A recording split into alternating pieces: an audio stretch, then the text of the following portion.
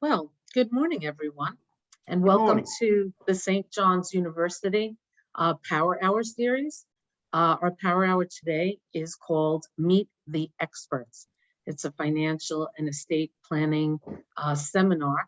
Earlier, just maybe a couple of minutes ago, we were just talking and trying to figure out how long I've been presenting this seminar to all of the alumni, and it's probably about 14 years.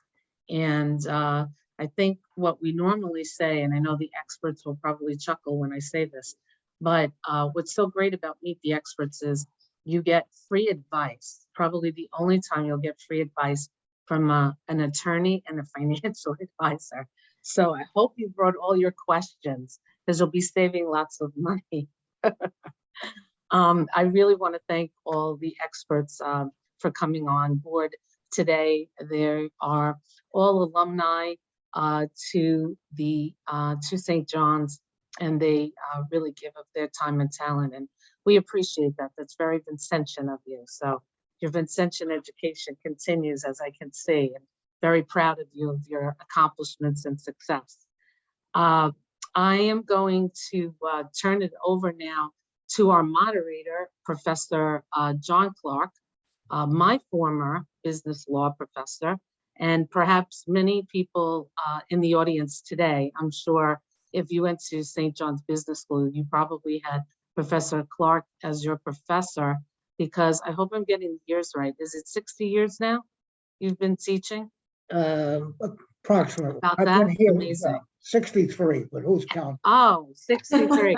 And he still continues to teach. He just said he submitted his last grade today. And so we're so fortunate to have this wonderful man. He is so generous to the university. He is a member of the Laughlin Society, our annual giving society, a member of our Legacy Society, the McAllen Society, which I'm a director of, and also a member of the Founders Society, which is members who give $1 million or more to the university. So thank you for your support. But not only that, he's been giving his time to the university, as you could see, for 63 years, but he wore many hats. He was the former alumni relations director, and he continues to support. He's a member of the Red and White Club too. I could go on and on. We could do a whole seminar on Jack for all the contributions he's made to St. John's. But the best contribution for the Office of Gift Planning is he's been our moderator for Meet the Experts since its conception.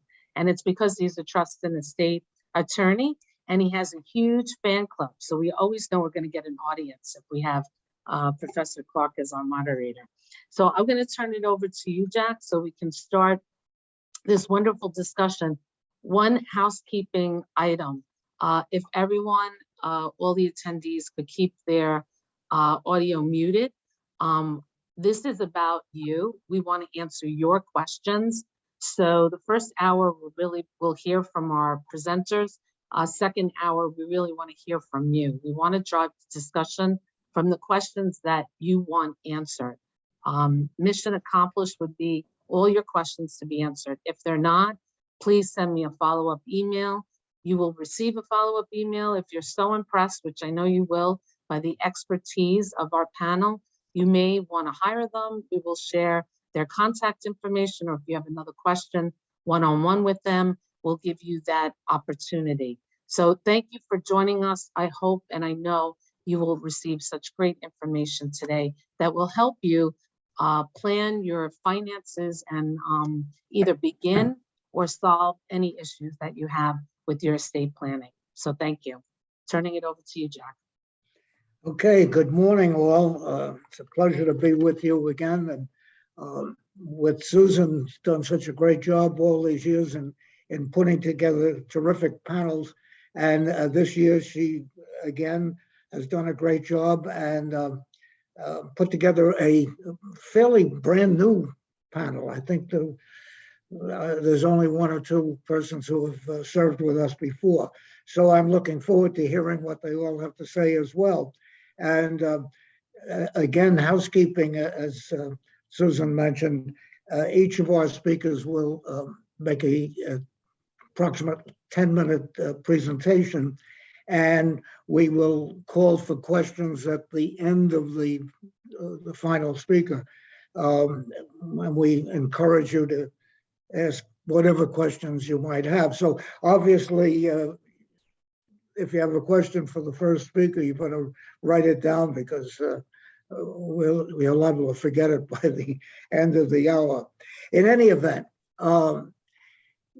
what I've tried to do this morning is put a sequence together that will bring us through various parts of our lives, from retirement and planning for retirement, and maybe a little beyond for some.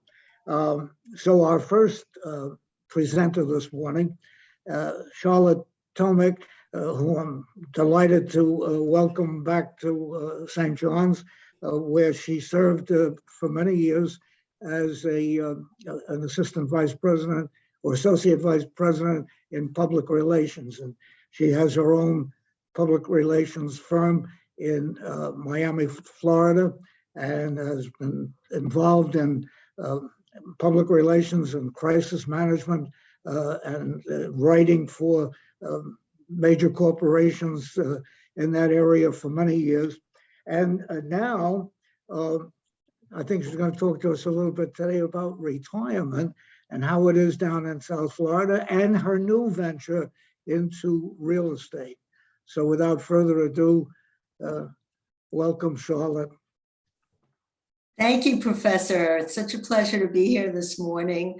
And, I still remember the good times when I worked at St. John's for so many years in public relations, and had a chance to meet with the professors there and to get St. John's in the news media, doing a lot of executive visibility in terms of the expertise of the different faculty there, something that I've transferred to other clients since leaving St. John's. I went into the corporate sector after I left St. John's to get more experience working for a big public relations company in New York. And then from there, my husband and I decided to get out of the cold weather and move to Florida. So I went to study to become a real estate person here in Florida, along with many other people who do that here, and have enjoyed it a lot as a second career. In addition to doing my public relations consulting work for national and regional clients here. So the housing market is extremely hot, especially in the Miami area and in the South Florida area. A lot of people are trying to escape the high taxes in the Northeast, and they're seeing housing in Florida as a great way to eliminate some of the taxes that they have to pay in New York, for example, especially state taxes, which don't exist here. So, we've seen an incredible hot housing market, which is fueled by domestic and international home buyers, ending with home sales up almost 50% from the year before, going from 20 to 21, and it's going up since then in 2022. The dollar volume of sales reached $30 billion in 2021, 103% increase year to year. And total home sales increased by about 15% from 20 to 21. We find a lot of people, because of COVID, were looking at buying single family homes. They were a little bit afraid of living in the condos because they would have to share elevators with other people. And there was the whole mask mandate, and people worried about whether people were vaccinated or not. And because of HIPAA privacy laws, no one was allowed to know if people living in a condominium were vaccinated or not. So the hottest market was really single family homes for people who wanted to have their own place, their own privacy, and not have to deal with other people in communal settings. The difference between buying a single family home and buying a condo is that you have all the maintenance costs associated with a single family home that you pay for individually if you own a house. And if you're living in a condo, that's spread out across all of the people who are owners. So, you do get charged a monthly maintenance fee for having a condominium, but at the same time, you don't have to deal with hiring a landscaper or someone to, take care of the pool or do the other things that are in the common areas in condos. And of course, in South Florida, we had the horrible Champlain Towers tragedy last year, which really kind of jump-started the whole scrutiny by the city of condominiums, especially those that are over 30 years old. So now they are going through a much more stringent overview in terms of having to show that they have kept up with maintenance costs and repairs, and that they have reserves that are able to cover any costs that may be extensive if they have to fix things like leaks or things that could possibly jeopardize the foundation of a building. So the Champlain Towers tragedy kind of got condos much more aware of what their responsibilities are, especially the boards of condos, of which I serve on one, as a matter of fact, where I live here. And the immediacy of fixing any kind of repairs that could possibly jeopardize the structures of any of the buildings has been paramount since Champlain Towers.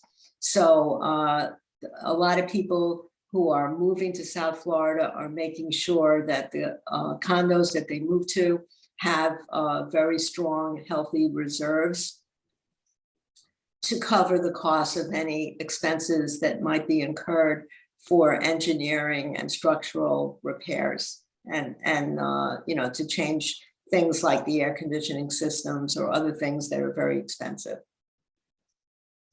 Other than that, I think that the condo sale market and the housing market in South Florida will continue to be very, very valuable and will increase in value year to year, as it did last year in spite of the pandemic, because the supply is very low right now. So it's really a seller's market.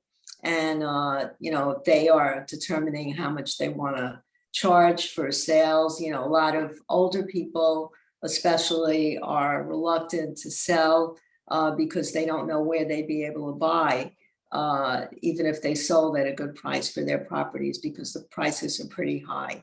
And I see that as mortgage rates are going up, that's going to also impact housing sales here, because a lot of first-time buyers or people who are looking to create an investment in buying property in Florida might not be able to get the cash they need for hefty down payments that they're asking for here.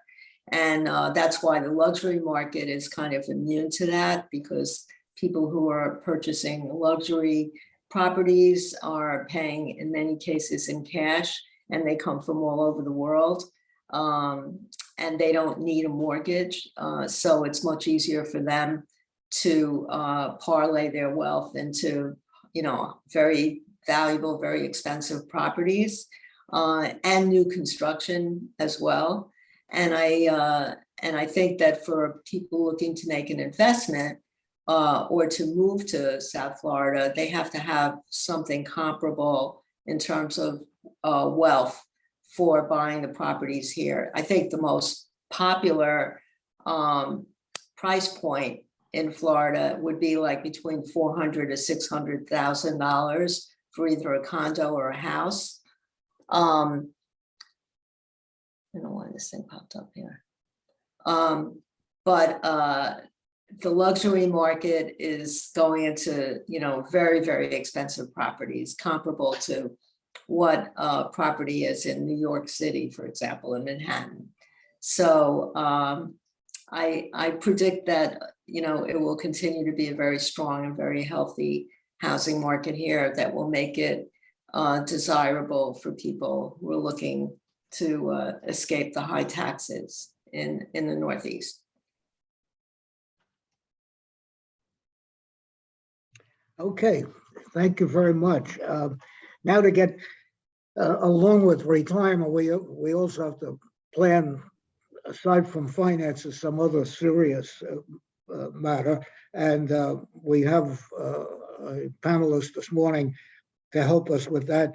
Joseph Velani is a longtime experienced funeral director who is currently in Roslyn, New York. He has a great deal of experience in the funeral industry, having served as a general manager for a national funeral corporation. And for the last almost 10 years, he and his wife, Lisa, who is an alumna rather, of St. John's, are the proud owners of the Roslyn Heights Funeral Home. So without further ado, Mr. Velani. Thank you, Professor. Welcome, everybody. And a lot of you may be asking, well, why is there a funeral director on this panel? And there's many occupations on this panel that all deal with planning. And one of the things that many people do now is plan for their funerals, whether it's a Medicaid situation where people need to spend down and protect their assets so that whoever survives them after their passing isn't burdened with the cost of the funeral and cemetery or cremation. They're able to put that in a vehicle that is protected from Medicaid. Also, what we saw is the last 2 years with the pandemic, a lot of people were caught off guard with passings of loved ones and friends and things of that nature. It was just a terrible, terrible experience for many, many people. And a lot of them were unprepared. So we've seen a big influx in pre-arranging now that things are quieting down a little, hopefully with the pandemic. And people now realize that it's something that they may have put on the back burner at one time and just say, I'll deal with it when it occurs. But the pandemic has taught all of us, I think, to be a little better prepared for any future events. So we've been seeing a big influx of people and healthy people pre-arranging because the pandemic didn't discriminate between young and old and things like that. Many people, unfortunately, had some underlying conditions that didn't come to light before the pandemic. And then when they got sick, unfortunately, then they found themselves in a position of weakness and then, ultimately passing away. Now, some of you might say, well, why pre-plan at all? Again, it allows the individual who's making the decisions about their funeral to make personal and specific selections for the funeral service that meets their needs. So many times I have, whether it's a spouse or even more frequently children that come in and there's no pre-arrangements in place and people say, well, I wonder what dad or mom would have wanted. I didn't know if they wanted a wake or if they wanted to just some sort of religious service or no religious service. Even it's just something that they never touched on, and even whether it's burial or cremation, they're not quite sure. So they're already at a high anxiety level, and not knowing the direction to go in makes their anxiety even higher. Also, pre-planning allows people to research different options and review their financial considerations. You're not under the pressure to do something immediately. So you can make smart, educated decisions. People are obviously much in a much better state of mind when they come in for a prearrangement, and then they get all the information, like many of you doing now, whether it's through a financial planner or elder care attorney or things like that. I don't think anyone would be a participant here if they weren't looking to gather information. So it's a very intelligent thing to do. And you, with that information, you can make a intelligent decision. Now, some people also ask, why prepay for the arrangements? Well, there's a couple of reasons for that. The pre-arrangements that we offer are full guaranteed price, prepaid price arrangements. So what that means is, when you pay for the service in the pre-arrangement, that money is set aside in the trust, and that pre-arrangement, that price of everything, the funeral home charges, the casket, cemetery or crematory, any religious services, all that is prepaid and locked in at today's prices when you make that pre-arrangement.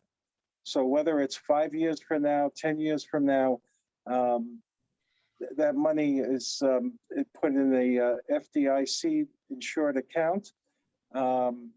You get locked in at that specific price, and then when the time comes, unless the family at the time adds something, everything is all taken care of, and there's no stress or concern about how they're going to pay for things. Also, many of you may have life insurance policies, and they may say, well, the life insurance policy will take care of it. That may be true. It does not guarantee the price of the funeral. It's whatever the current rate is at that time. Also, by prepaying, those policies can go directly to the family members who the beneficiary is.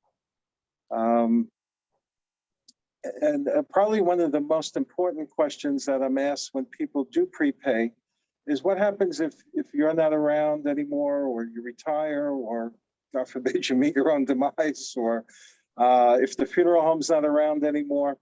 New York State is one of the most strictest consumer-friendly states in the country with the terms of prearrangements. When people give us money for a prearrangement, we're not allowed to touch one penny of that money. That money is put in a trust account for the funeral home. That money, it goes in a bank account, FDIC insured account. The family gets notified of what bank it is in. Every year they get an annual statement with the updated interest amount and the balance in the account. And then when we do finally provide the services, we would send them a copy of the death certificate. And only then, after everything's said and done, does that trust account pay the funeral home for the services provided. We use Preplan, which is a New York State-based trust account. They're also affiliated with the New York State Funeral Directors Association. So they're very reputable. And you're in control of your money, whether it's a revocable prearrangement or an irrevocable Medicaid prearrangement. You're in control of that money until finally we provide the services. So if you move, like Charlotte was saying, many people go to Florida. If you decide that you're going to pick up and go to Florida and you're going to have services down there, you can take that money and just let the funeral director in Florida know about it. They can access that money and put it towards, or probably even cover the funeral expenses down there for what you're having down there. So, most people pre-plan for peace of mind, for the financial stabilization that it provides by not having their children or their spouses worry about where the funds are going to come to. Thank you. Thank you, Joe. Next, we now want to talk about affording Florida and pre-planning or planning. And in that regard, we have Mark Schrader, a graduate of St. John's College at 84. He is a senior financial advisor at National Securities with long experience in pension planning and particularly in supplementing IRA and 401k plans, et cetera. So we're anxious to hear how we put this money together. Mark? So it's good that you can pre-plan the funeral this way. There's no angst as to who's going to pay for that, right? So that frees up more money to give to St. John's, I suppose. But if you're an investor, or if you have any money in the market these days, whether it be stocks or bonds or a diverse portfolio, even right now of stocks and bonds, you've taken a little shellacking over the last couple of months. Certainly, people are concerned with the market and the sell-off that's been occurring. So that drives you probably away from looking to gift money to charities or worthy causes. So my comment on that is that if you're an investor versus a trader, and time is on your side, you can afford to ride out these downturns as long as you're matched up correctly with your time horizons, that you don't need your funds tomorrow. You can adjust your portfolios to a degree, but in essence, you're going to ride out these waves of ups and downs, and over the long run, make decent returns on your money and be able to provide an income stream in your retirements. If you want to go into a more structured environment or a more safe environment, you can use certain financial products that can mitigate some risk in these volatile times. One of these would be an annuity or annuities offered through insurance companies, which are basically guarantees of income over your lifetime. And they can be very useful in gift planning, in that during your lifetime, you could possibly be getting an income off of some lump sum of money, or IRA, or some type of investment. I mean, some type of money that you have, whether it be from pension or savings or whatever. You can garner that interest or that income while you're alive and supplement your retirement, and then avoid probate and name a beneficiary on these type of accounts that could be used to give some money to charities or St. John's or any worthy causes in any percentage that you want. So, for example, if you had $100,000 in a program, and over the course of time you were able to garner 6 or 7% income from that, and at the time of your death there was $80,000 left because the market did okay and you didn't deplete it too badly, you would be able to say, okay, I want to give 25% to a worthy cause, or 75% to my family.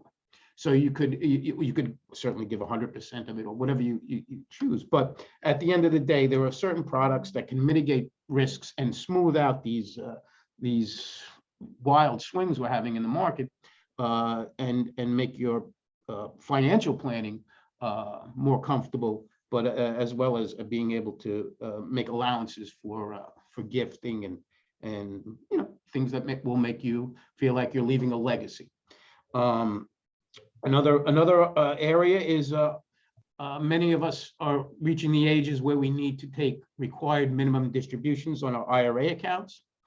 One of the moves to offset taxes on that, if you don't need the funds, many people I find have saved this money all their lives, and they did such a good job that now they don't want to pay the taxes on the forced required minimum distributions. I've been successful in using those monies to give to a charity or a college. so that you don't have to pay taxes on them if you don't need the money. You can actually gift those required minimum distributions to St. John's and avoid having to pay the taxes on those required minimum distributions. So there are interesting ideas, and I can't go into more in 10 minutes, but certainly there are a lot of things we can do to plan and invest properly so that we can stay ahead of inflation. We can beat the cost of living increases and still manage to leave a legacy or an estate to our heirs or to whoever we deem necessary.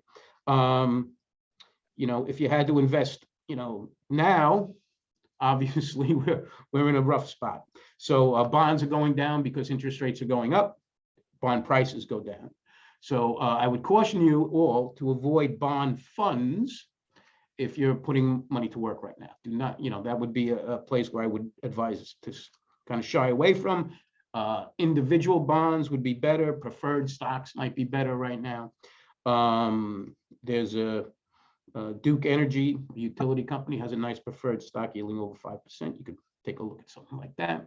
But in essence, in this environment, in energy and utilities are going to do okay. Everything else is getting a little haircut. So at the end of the day, there's always places to invest, and there's always interest to be made or dividends to be made. But you have to be judicious, and you have to be careful, and you have to, most importantly, match up your time horizons with your risk parameters. So it's basically what I do, and you could Google my name, Mark Schrader, and my website will pop up. Very good. I'm looking forward to your questions. Okay, thank you, Mark. Running along in the same vein, because this is really a money game, regardless of what our ultimate plan is. We have Steve Maresca, 1972 CBA graduate, and we'll throw in the fact that he's got an MBA from NYU, but that's okay. He's the senior financial advisor at American Portfolio Financial Services, and also specializing in retirement planning. And Steve's going to talk to us a little more about taxes. So good morning, Steve. Good morning, Professor Clarke. Thank you very much. It's a pleasure to be on this distinguished panel with all of you. And yes, especially now that I'm commemorating my 50th year of graduation. I like to think that I went directly from kindergarten to St. John's, but it didn't actually happen that way.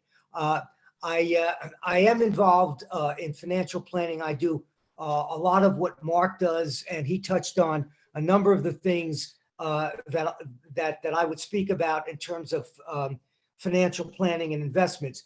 But what I also do is tax consulting and tax preparation, and I do that independently of my firm. So what I do in the tax field is I do on my own, and not affiliated with my firm.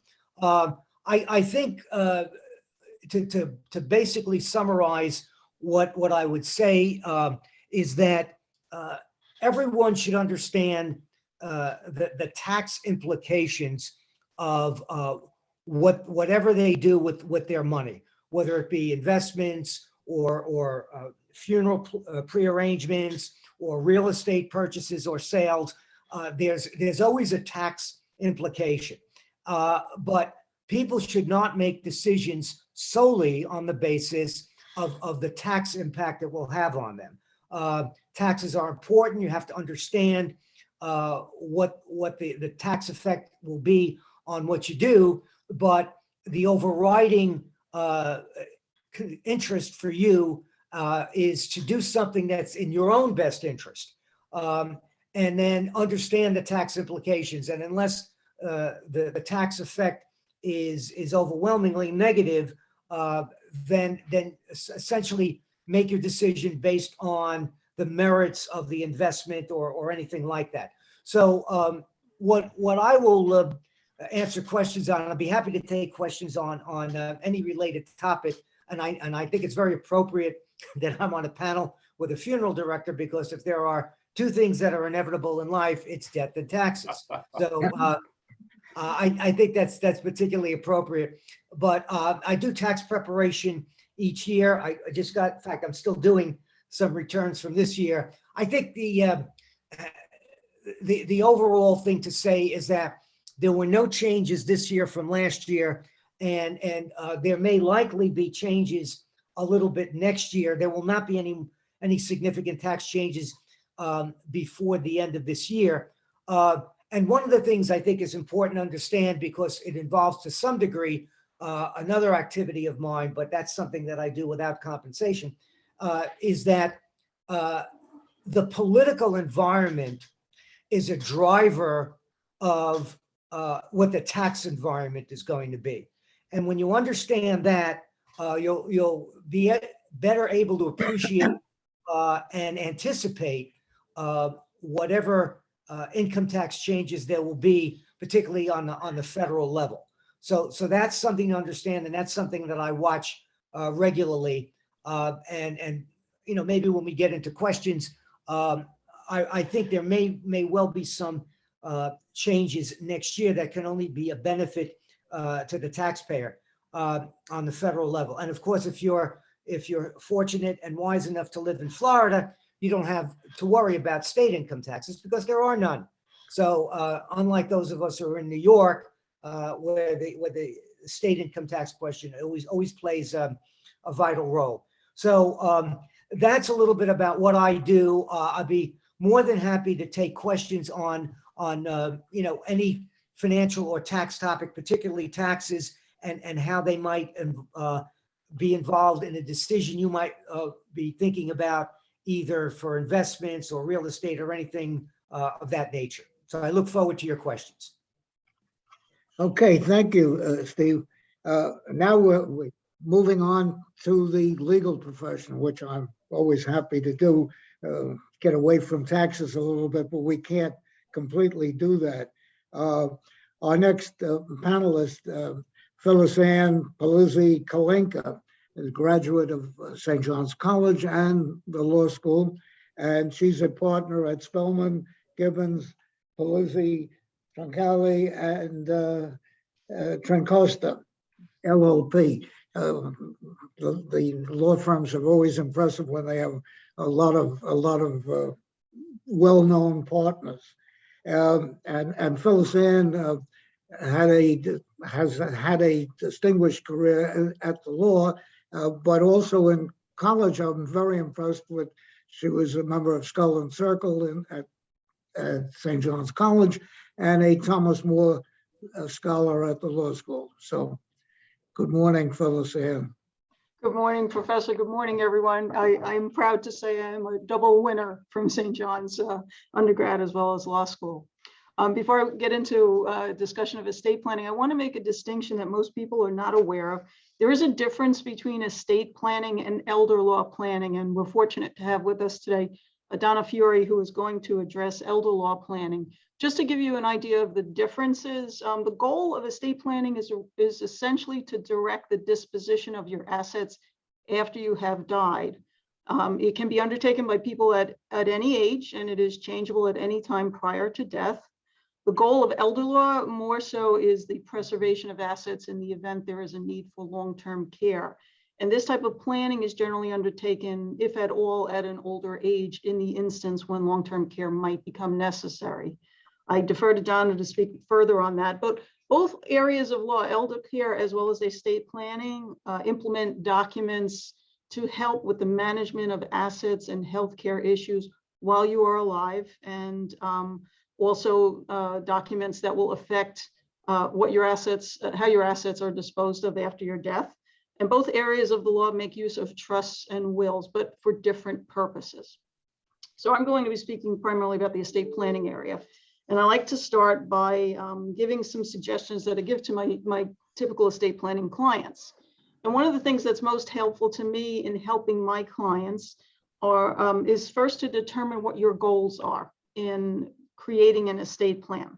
You might have objectives that want to provide for surviving family members, to take care of minor children, to address the needs of a disabled beneficiary. You might also have charitable interests. You may wish to leave a charitable bequest to St. John's or another charitable entity. You may want to leave a bequest which funds an endowment scholarship at St. John's or adds to an existing scholarship that you might have set up during your lifetime. But if you establish what your goals are, it's going to help your attorney determine what the best type of plan might be for you. I also ask my clients, and when we meet for our consultation, I like to gather information from them. So I ask my clients to compile certain information to bring to our meeting. And that information usually entails information about their family tree. I need to know the players in their family. I need to know their priorities with respect to those players. It helps me to know whether or not there are strong relationships or not so strong relationships. I also need to, I prefer to review any existing estate planning documents. So I always welcome having my clients bring to me any existing documents that are in place. Estate planning attorneys tend to build contingencies into the plans that we create. Sometimes it's not necessary to update existing documents because they might have contingencies that satisfy the client's needs. More often than not, the laws concerning estate planning don't change that drastically, but what does change are the personal preferences of the client. And that's what usually motivates and drives the need to update an estate plan. And one of the things that is very important to your estate planning attorney is to know about your assets. The best estate plan involves input from your tax advisor, your financial advisor, as well as your legal advisor. And one of the things that I like to emphasize to my clients is that you could have the best will in the world, but it might not control anything. So an effective estate plan is going to review how you own your assets, the type of assets that you have, and whether you have beneficiary designations, joint ownerships, and the approximate values of your assets. If you share that information with your estate planning attorney, they will better be able to guide you and to communicate with your tax and financial advisors about the need to possibly change methods of ownership or beneficiary designations or joint tenancies. And they will also be better able to guide you about estate tax implications as well as other tax implications. Once you've gathered all of that information, the best plan, as I mentioned, would be to meet with competent professionals in the different areas. Now, the two most common mechanisms that are used in estate planning are wills and trusts. Now, I'm going to give you a little information about a will first. So a will is basically a written instrument which directs how your property is going to be distributed at your death. It becomes effective at your death. During lifetime, it is freely revocable and changeable by you as long as you are competent prior to death. And the one thing that is important to remember is that your will controls only those assets which you own in your individual name. Assets which are controlled by a beneficiary designation or a joint ownership do not come under the purview of your will. And when you're preparing an estate plan, you want to have a coordinated estate plan.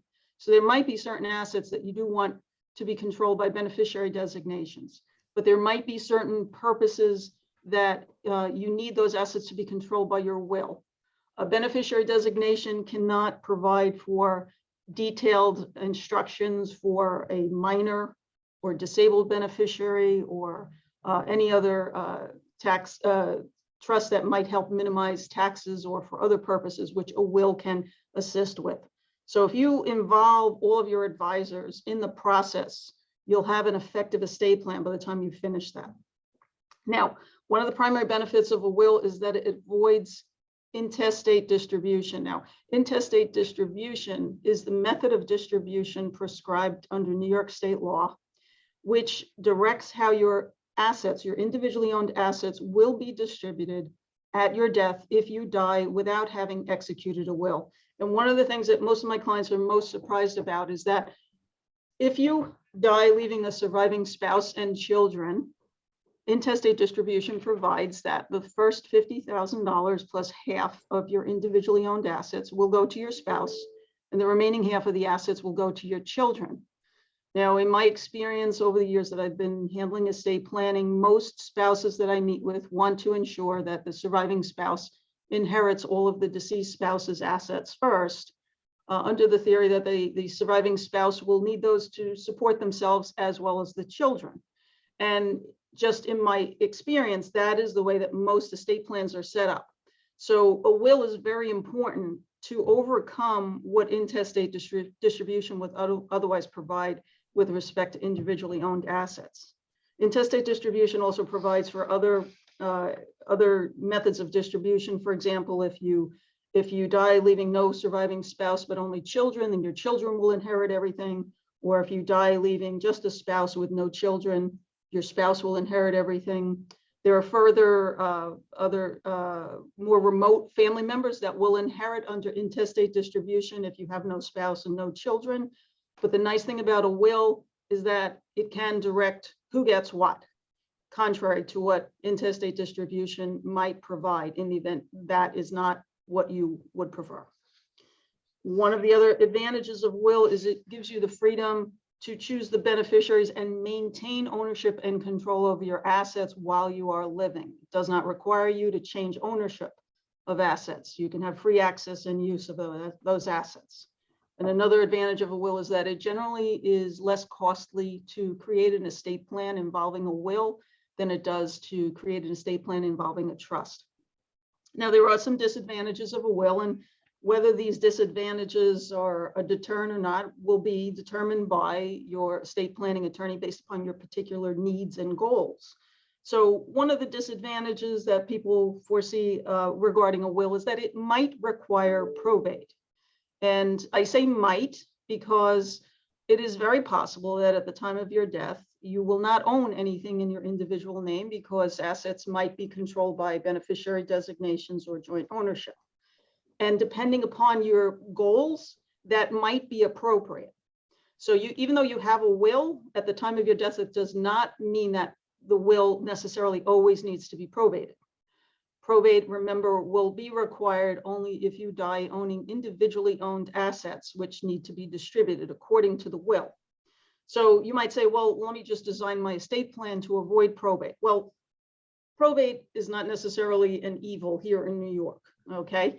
Unless you expect that your next of kin might contest your will, the process of probate here in New York is essentially completed on paperwork. Okay, your executor, the person that you've nominated under your will to handle your estate proceedings, would have an attorney prepare a petition for them to sign. Your next of kin would have to sign consents to allow the will to be accepted for probate. And then that paperwork with a few other documents that an attorney would need to prepare would be filed with the court. Prior to COVID, the court's normal processing time would depend on what county you were appearing in, but prior to COVID, processing time might be a few weeks. COVID has slowed everything down in the court system. Fortunately, some of the courts are getting back on their feet, and the processing time might be, depending on the county in which you are conducting that proceeding, it might be 2 months, it might be a little bit longer, it might be a little bit shorter. Hopefully that will improve over time. But in New York, once that process is completed, your executor is appointed by the court and given pretty broad authority under New York law to collect your assets, pay off your expenses, file your tax returns, and distribute your assets according to the provisions of the will. And there generally is no need for further court intervention in New York to allow your executor to complete that process. So that is not the case in every state. Estate planning and estate administration is state specific. So every state has their own process. And probate outside of New York or probate in New York, if your will is going to be contested, can become time consuming, can become costly.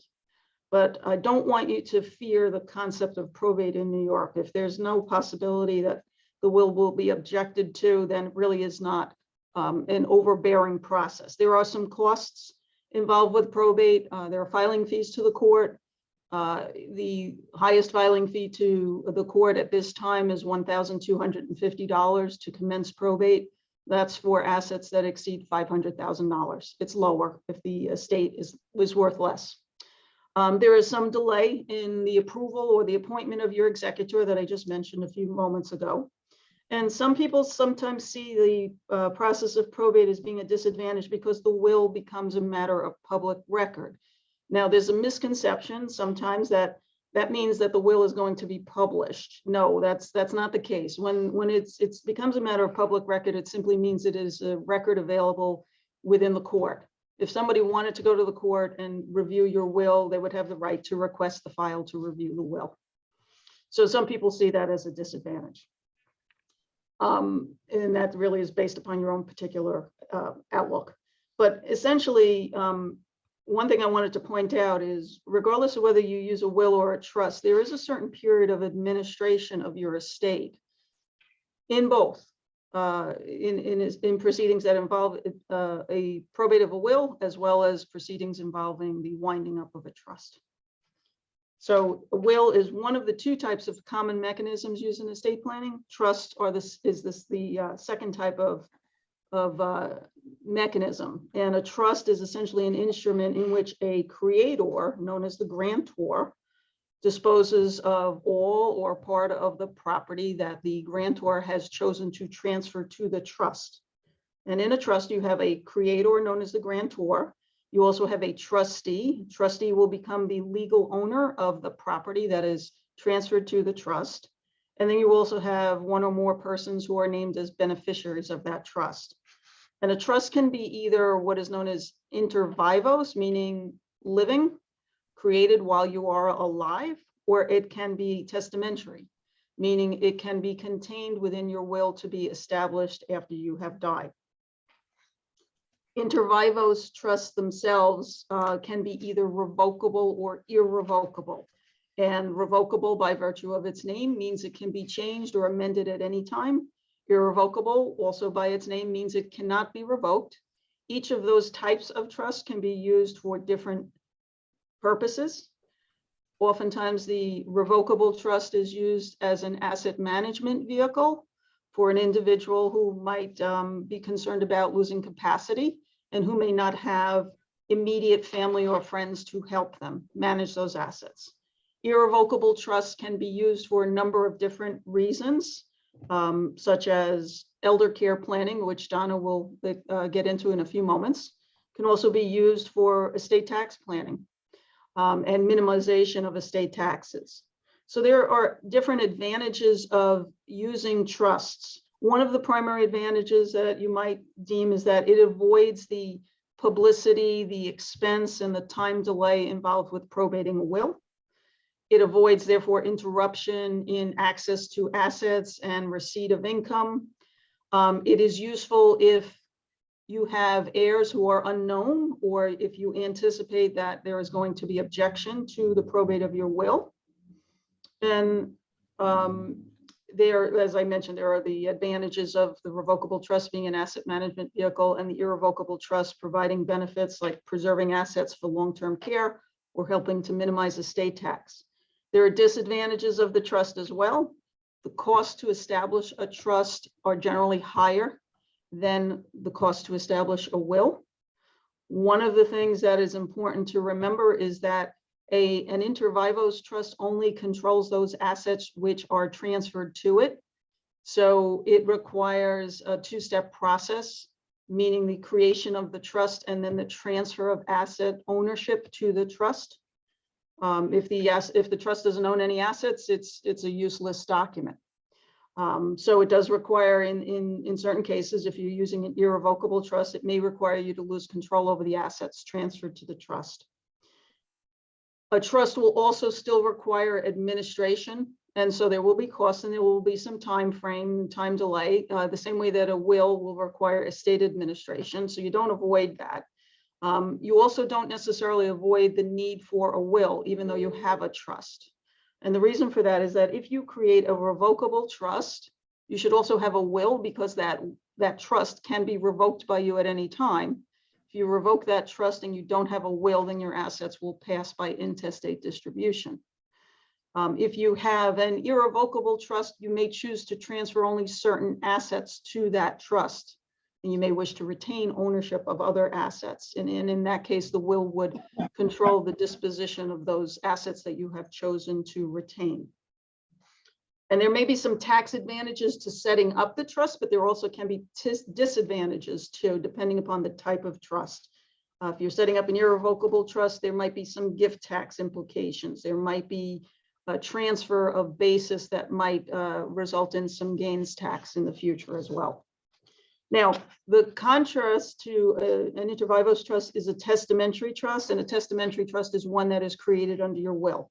And by virtue of the fact that it is created under your will, it does not come into existence until after you have died, and it is freely changeable and amendable by you as long as you are living and as long as you are competent. You can simply just execute a new will to change the provisions of the trust.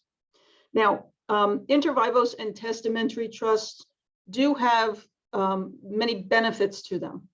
One of the primary benefits, and you can use either an inter vivos trust or a testamentary trust to help minimize estate tax. One of the common techniques in estate planning is the use of what is known as a credit shelter or an applicable exclusion trust. And this trust is designed to help minimize the amount of estate taxes that your heirs might pay after you have died. And just to give you a quick little primer or background on estate tax, as a result of the 2017 tax changes, for this year in 2022, every US citizen has a lifetime federal gift and estate tax exemption of $12,060,000 per person. And for New York State purposes, we in New York still have New York State estate tax that our estates can potentially be subject to. But we also have a lifetime New York State estate tax exemption, which for 2022 is $6,110,000 per person. Now, I just made reference to a credit shelter or an applicable exclusion trust. These types of trusts try and preserve your exemption to pass as much of your estate to your family or your heirs free and clear of estate tax. And when you have a husband and wife and you are using this estate tax credit shelter trust, you can effectively transfer to that spouse's children or whoever their heirs are, double the amount of each. Essentially, you can preserve each person's federal exemption amount or each person's New York State exemption amount to transfer a significant amount of assets to the heirs free and clear of estate tax. So credit shelter trust is just one of the types of trusts that can be created under testamentary provisions as well as under an inter vivos trust. You can also use inter vivos trust and testamentary trust to create supplemental needs trust for disabled beneficiaries. And I think Donna might touch on this further, but a supplemental needs trust is designed to allow a disabled beneficiary to continue to receive public assistance benefits without fear of losing those benefits due to inheritance. The supplemental needs trust would allow any inheritance assets to be maintained in trust to be used to supplement the assistance that that disabled beneficiary might be receiving. So that is another type of trust that can be incorporated into a living trust or into a testamentary trust. And people have, there are a few of the other types of trusts that can be created or trusts to benefit minor individuals. If you have children under a certain age, you can provide that if you should die before they reach a certain age, the inheritance for them will be used to provide for their health, education, maintenance, and support until they reach a certain age of majority that you determine to be able to manage what remains for themselves. I even have clients in New York. You can establish a trust to benefit pets upon your death. So I have several clients who don't have children, but they have pets, and those pets are being taken care of under their wills or their inter vivos trusts. And lastly, you can always use a trust to benefit a charity like St. John's. There are different types of trusts that can be established for charities. There can be trusts that generate an income stream for a charity with principal to pass to an individual or an heir other than the charity. That's one type. And the second type of trust that can be used for a charity is one where the principal is going to the charity, but an income stream is going to someone else. So those are just some of the various types of trusts that can be created either during lifetime or under your will. And just to finish up here, in addition to wills and trusts, any estate plan should also take into account the creation of documents that will help you during lifetime in the event of incapacity. And the three most important documents that help with this are, first, a durable general power of attorney. Second, a healthcare proxy. And third, we call it a statement of intent in New York, but it's commonly known as a living will. Now, all three of those documents operate while you are living, but what they do is they help you in the event you cannot handle matters or make decisions for yourself. So the distinction between the three is this: the power of attorney deals with all non-health issues. So it essentially deals with financial matters, banking, bill paying, dealing with your house, life insurance, any type of tax matters, anything like that. You can appoint an agent to handle those things on your behalf in the event of incapacity so that they can take care of you. Okay, the two other documents, the healthcare proxy and the statement of intent or the living will, deal solely with healthcare. Now, the healthcare proxy is a statutory form in New York. It is the form that the doctors and the hospitals most readily recognize to authorize an agent to make decisions about your healthcare in the event you are unable to do so for yourself. The last document, the statement of intent or living will, in New York, we do not have a statutory living will document. Other states do, meaning that we don't have a statute that prescribes the particular format for a living will. What has evolved through case law in New York is that a written statement of a person's intentions reflecting the type of care they would like to receive in the event they are unable to express their wishes about their care will be accepted as evidence of what decision their healthcare agent should make in terms of the type of care that person should receive. So the healthcare proxy and the statement of intent work hand in hand, and they often address issues of whether or not the person would want to be kept alive by artificial means. If you have a healthcare proxy, a statement of intent, a durable power of attorney, and a will and or a trust, you can pretty much cover any potential need you might have during lifetime, as well as direct the disposition of your estate upon your death. That's it. Thank you. Thank you very much, Felicien. It was very thorough and very timely. Yeah. Finally, we have a panelist who has been with us before. I've been happy to serve with her on several panels. Donna Furey is an attorney in Queens, well known as specializing in elder law and recognized as a co-chair of the Queens County Bar Association Elder Law Committee, and named a couple of years ago by the Queens County Kiwanis as the Woman of the Year. And I'm very happy to introduce Donna. Hello, Jack, as I would usually call him. Hello, everybody. Nice to see you. I'll try to keep it brief and just give you the basics, all right? So as an elder law attorney, the documents that Felicien was telling you about are very important to us as well. And also the information that we need to collect is exactly the same.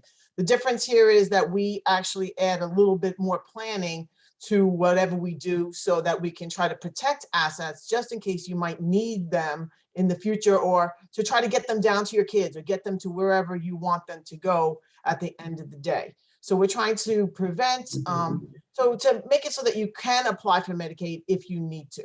So Medicaid, so that's where the power of attorney can be very, very helpful to us. And we need to make sure that that power of attorney is drafted properly.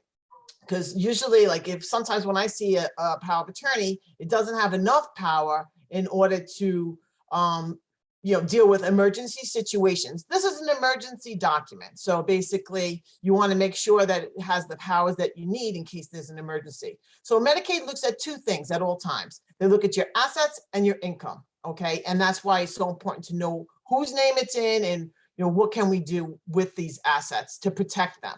So for Medicaid purpose, the person who is seeking Medicaid can only have $16,800 to their name. That's the resource limit, okay? Whether they need to get home care, which is called community Medicaid, or they need to get nursing home care, institutional Medicaid. So that's the limit. However, when we look at that 16,800 number, it does not include IRAs or retirement accounts. It will come after the income though from those accounts, and they will have to be put into payout, so or you'll take your required minimum distributions. However, these are protected assets for Medicaid purposes. You definitely want to make sure you have your beneficiaries listed on there so that nothing comes through your estate. The minute anything goes back into your estate and like after you pass away, it's going to be a problem, because the minute I step into the courthouse, it gives Medicaid the opportunity to recover against anything that I bring there. So, you need to make sure everything's all cleaned up. And again, a good power of attorney will help you clean up messes that are there when you're trying to get somebody qualified for Medicaid. I always clean up the mess before I ask for Medicaid. That's the key here, because you don't want to ask for it and then have them come after your assets later. The house is a very important asset that we can protect very easily in many different ways. So when it comes to the assets and the income, you're allowed to keep some of your income if you need to get community Medicaid. The amount that you can keep is $934 of your income plus 20, $954. This is if you need home care. Plus you get to keep medical benefit money, like you're paying for extra supplemental insurance and things like that. So anything above that amount, people could say, oh, I have $4,000 in income. How am I going to be able to qualify for Medicaid? I can usually transfer the assets, get them down to the right limits. And then when we have too much income, we join what's called a pool trust. And we send the excess income to the pool trust. And then that's how we get on Medicaid. And really, it's about getting home care. And then for the nursing home, they take all of your income and they only let you keep $50. Okay. So now the ways that we do planning for trying to, make sure we can protect our assets in case we need help later on is we can do life estate deeds for a house. There's exemptions that we can use as well. So a life estate deed is when we put it's like putting a beneficiary on a house.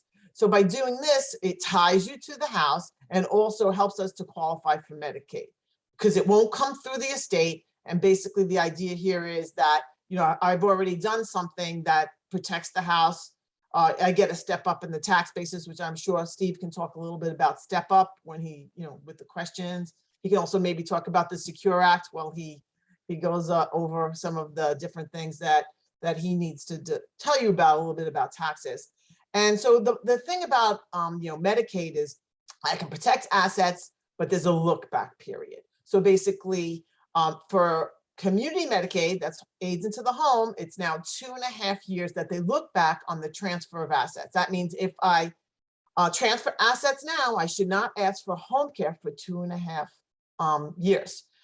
For the nursing home, which has been a while, it's a 5-year look back. So the idea is that we want to start our planning at, whenever a comfortable age for you.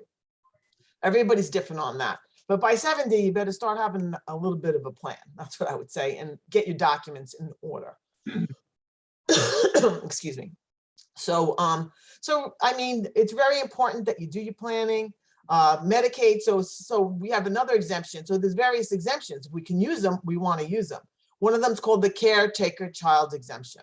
This exemption allows us to transfer a house, say by life estate deed, and to a child. The child lives in the house. So we have a 2-family house, kid lives on one level, the parent lives on another, and it ensures that we protect the assets. There is no penalty period for this type of the transfer. That's why this one's called the Caretaker Child Exemption. Very, very helpful. Otherwise, if we have a lot of assets that we're trying to protect, it all depends on what the game plan is, just like Phyllis Ann was telling you. We have to understand what your goals are and what your game plan is. And so with the trust, the only type of trust that protects assets from Medicaid planning is an irrevocable trust. That means that once I put the assets in, they should stay there. I mean, of course, a very good attorney is going to always know how to break their own trust. But that's something very important, because if you can't touch it, Medicaid can't touch it. And you usually can't be the trustee of that trust, because if you can control it, then Medicaid can access it. So the idea here is that usually you're going to appoint your kids to be the trustees. You can do anything that you need to do, as Phyllis was telling you, through any kind of trust, even if it's irrevocable. So if you want to do charitable gifting and charitable planning, it can definitely be done.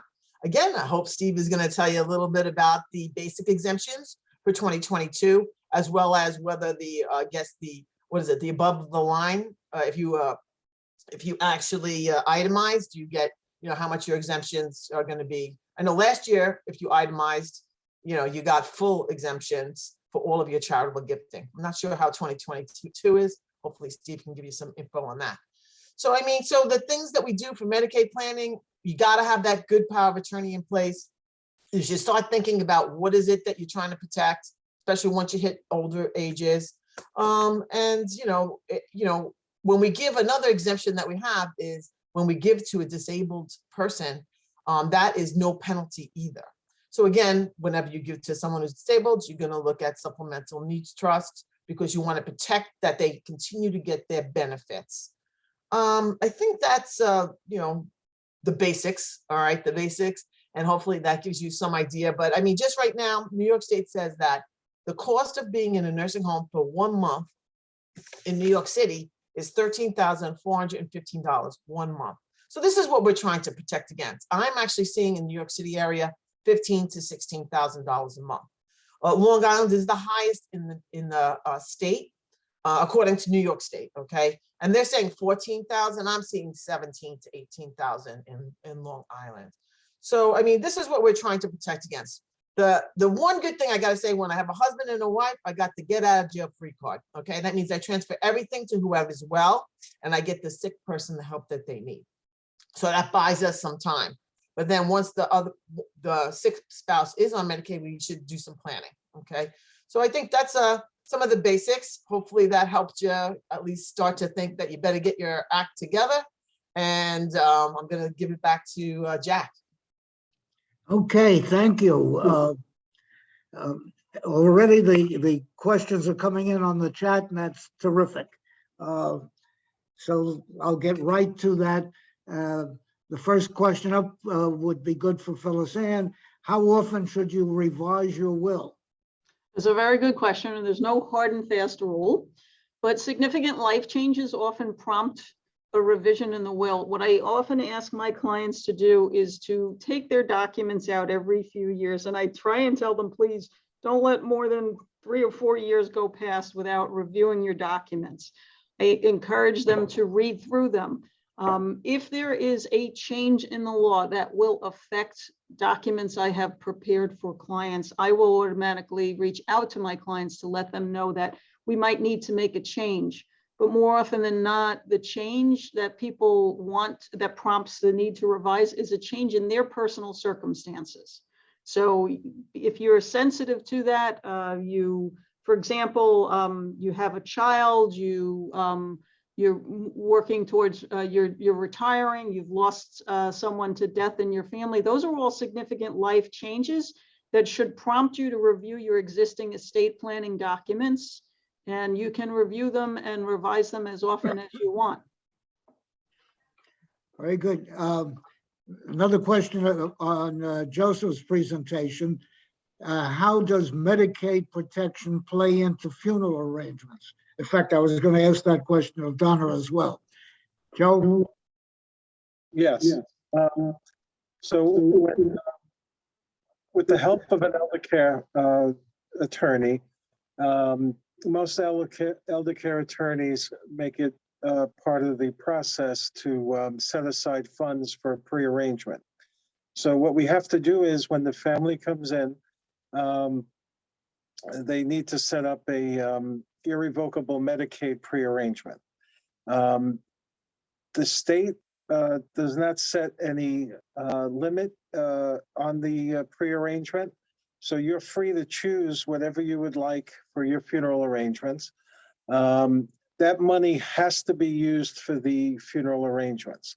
It cannot be, if there's an excess of monies or if you cancel things at the time, that money, anything that is in excess, has to go back to Medicaid, back to the state. So part of the elder care planning, some people will reduce their liability by setting up a prearrangement, but it has to be an irrevocable pre-need arrangement. And that money's protected. It's earmarked for the person. Again, it's price guaranteed, which is important if you're in a situation where you do use up your funds and there's no money available at the time of the passing for the funeral. It saves that expense from the children or whoever the survivor is. One other thing which I neglected to mention before, there is an agent form that the state has. An agent form is used, it's almost like a power of attorney, but after the person passes, because your power of attorney ceases upon your death. So this agent form, you can list anyone, it could be a spouse, children, and so forth, that person is designated to take care of those arrangements. I know a lot of elder care attorneys that make it part of their presentation to the family, especially if there's some sort of situation where the parent, the children are estranged, but they're very close with a niece or nephew or brother or sister, because without this agent form, the next of kin has control of the funeral unless they sign a waiver that they want to excuse themselves from the arrangements. So that agent form is a very important form if there's any sort of dissension in the family. So. Yeah, that document, I believe we call it the disposition of remains. Yes, right, exactly, right. And so just to make you a quick, for the reason that we always recommend the funerals, the irrevocable funerals, is because that, we want to get people down to the limits of the 16,000, so they can spend the money, they just can't give it away. When you give it away, it causes penalties. So you can actually, believe it or not, you can buy funerals for your family. So not too many people really want to do that. So you can get mother, father, obviously husband and wife, you can get the kids, but a lot of people, they'll get a little skittish. I'm sure Joe has seen that quite often. Sure. And the other thing that you can have and qualify for Medicaid, so again, we're trying to get down to the limits, is a burial fund. So that's a $1,500 account that Medicaid allows you to have in addition to the $16,800. And it can be each spouse can have a $1,500 fund. Again, it's all about how we're moving this money around and trying to get somebody qualified. So if you have done no planning, but at least you have a good power of attorney and it has gifting powers, I can usually save half. But I've saved people's hundreds of thousands of dollars, okay? Because the nursing home will take it all. Okay, so, and they do look also at life insurance, Medicaid. So if it has a cash value, to them, cash is cash, they don't care. So that's going to be, something that they're going to include. And annuities, unless it's a qualified annuity, meaning a retirement type of annuity, annuities are going to be on the table. All right, so Medicaid will come after them as well. So they would want to be put into the first position. So annuities, although Mark will tell you, if you can get a guaranteed 7 or 8% annually, that's like amazing, right? But you have to really look at the terms, and I'm sure Mark would only sell you good stuff. All right. So. Okay. I have a related question, Donna. Above the 16,000, aren't you allowed to have a very limited funeral fund? That the burial fund, 1,500. Yeah, that's how much that. So you can't, obviously 1,500. Well, the really idea of that 1,500 is to pay for the, the luncheon afterwards, any expenses that happen at that time. Usually the church stuff, because the church, or opening of the grave, there's some extra fees that are, flexible fees, Right. that you can't account for in a pre-need funeral. Okay, so that's good. All right, I have another question here. Purchasing real estate help lower taxes? Should you only purchase real estate to live rather than invest? Who'd like to try that? How about you, Mark? So obviously, purchasing real estate can be a very good investment idea. You have, if you want to manage a property and collect the rent and provide the services of maintenance and those type of things, real estate the rent could be a significant source of income. You can, as far as taxes go, my understanding is that once you dispose of a property at a profit, you pay capital gains like any other vehicle. So it's not beneficial, overly beneficial tax-wise, unless you can transfer from property to property. I understand if you do that in like ways, you can avoid some taxes, but you can't take the money out of the game, I guess would be the way to say that. Maybe Steve could comment on that. Yeah. But at the end of the day, you can also buy packaged real estate products like REITs or investments that are on the market that have that are real estate based. So those will be taxed as well, just as capital gains or as any other financial instrument. Very good. Okay, I have a question from Devin. Does New York State allow TOD accounts for real estate asset? And the answer, of course, Phyllis Ann, you want to? Sure, Professor, yes. No, although I have seen this with other states, they do allow you to put a beneficiary designation on a deed. However, New York does allow for joint ownership and does allow for retained life estates with remainder interest, which is a form of beneficiary designation. There are tax implications that could be involved when you add someone as a joint owner, or you change it to incorporate a life estate with a remainder interest. If not tax implications when you make the transfer, when you go to sell the property, there could be implications. Of course, the difference there is that also that you'd have to file a deed. Exactly. Whereas a TOD account, you do it with the account, whereas a real estate, there would have to be the filing of a deed. That's right. I gotta say, we do a lot of life estate deeds Sure. because people want to be tied to the house. They don't want anybody to put them in the nursing home. And basically it is having, and the long as, you hold the house, the life estate entitles the person who lives there to live there for their life, to pay the expenses for their life, and get any income that is generated from that property.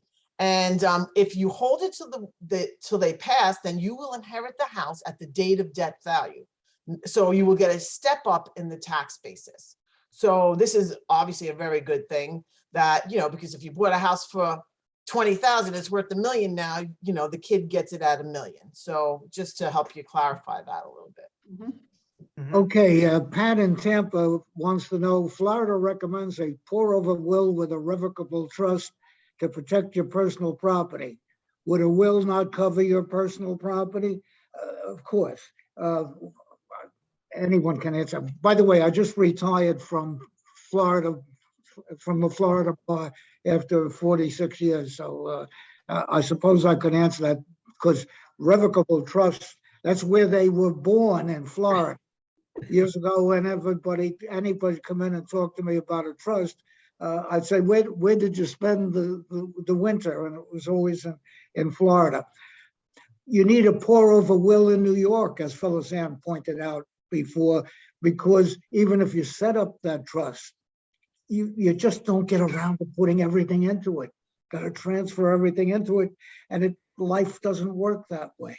We do. Yeah, I actually do now with my trust. I always make it a package deal, like the trust and the pour over will. And I actually do an assignment of personal property into the trust as well, with the hope that, but, I don't know how that's going to work with the DMV, but, so that's a whole thing. Yeah. Will definitely will cover your personal property. Yeah. Here's a good one. Here's a good one that a couple of you jump in, Phyllis in particular.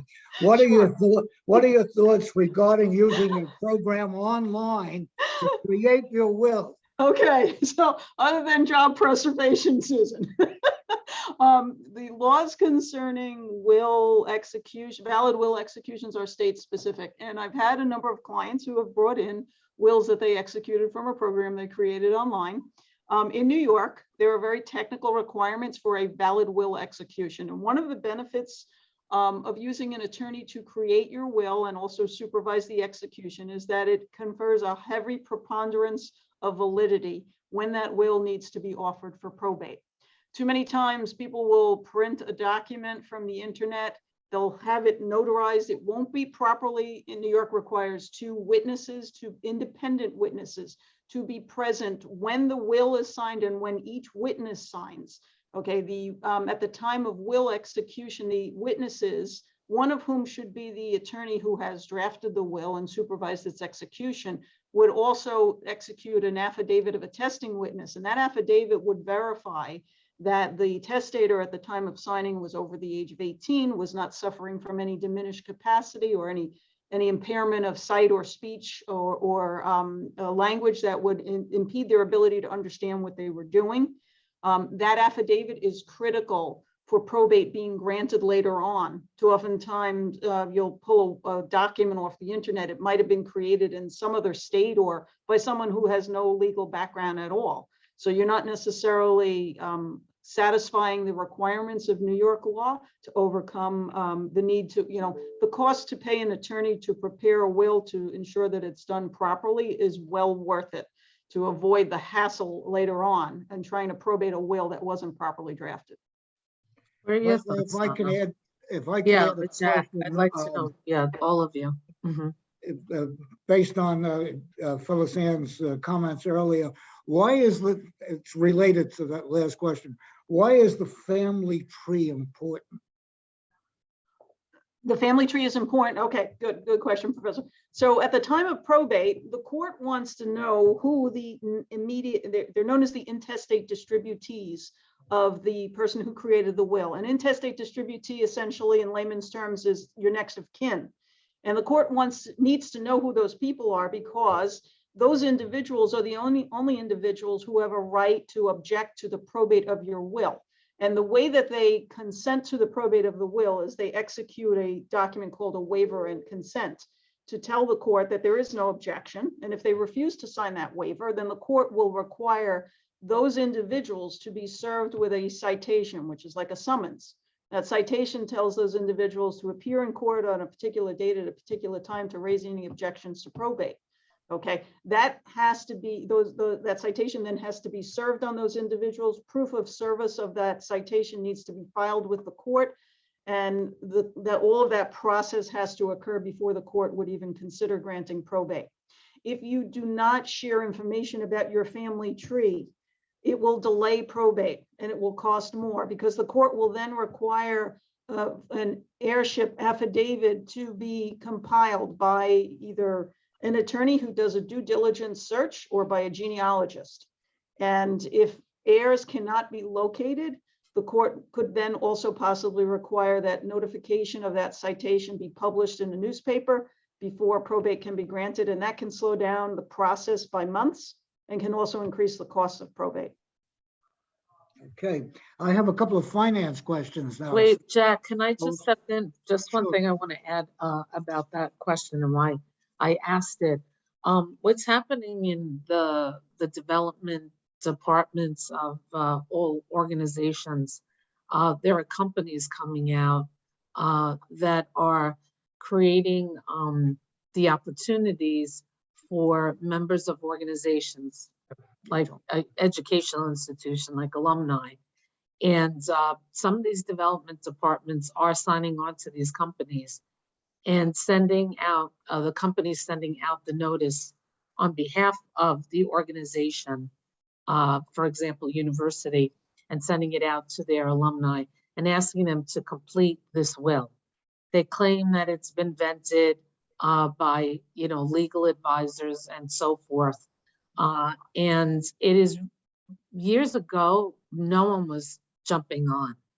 But I think because of post-COVID, because a lot of the legalities, and I know you were working with clients online, I guess things are becoming a little more acceptable with doing paperwork online. And I'd like you to answer, Donna and Phyllis Ann, on that question. If we're continuing, do we have to definitely meet with an attorney in person, or can we do a lot of things online now, signatures and so forth?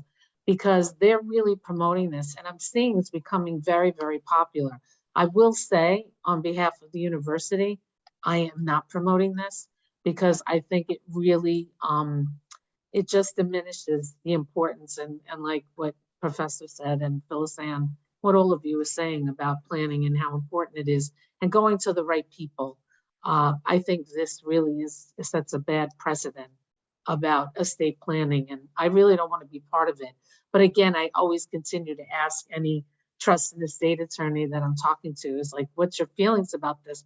Because so many organizations are signing on to it that I'm like, am I missing something? Like, why are they really, willing to take a chance on this, promoting this and having people be misled that they think they're going to sign a will online and that's going to solve all their problems. So I want to heed the warning with the audience that if you work with other charities, it's not going to come from St. John's, because I'm not promoting this. But other organizations may be contacting you in the near future. So I would heed that warning of what you and the professor have said, about really going to an attorney and making sure that your will is properly executed. Well, I'll tell you my 2 cents. I think that I think it's the unlicensed practice of law dangerous there, but it's Right. dangerous anyway. There's no one size fits all will Right. estate plan, period. Mm-hmm. Everyone is different. I Right. think it's important that, a good attorney is educating you too about Right. what's going on, is looking at everything that you have to try to help you and guide you to do, or at least, Right. educate you about what the possibilities are. But with younger if you have younger clients, which I hope younger people do take estate planning seriously, but we all know how they love the digital world. Is it now that things are going back to normal? Is everything going back in the more traditional sense? Like, do you have to meet with the attorney in person?